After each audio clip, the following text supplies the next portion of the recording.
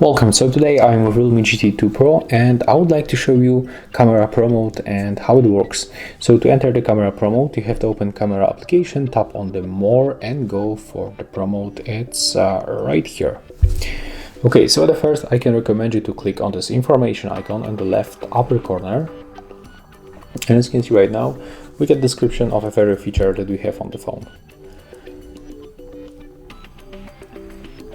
So that's ISO, shutter speed, exposure compensation, auto or manual focus, white balance, and the second format of the photos.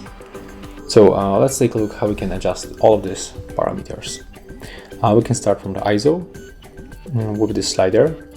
We can adjust manually, like that, and automatically by tapping on this button. Let's go forward.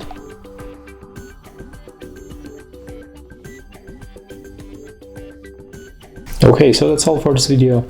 That's how we can adjust Pro Mode parameters manually, and that's how you can find this mode. If you find this video helpful, remember to leave a like, comment and subscribe.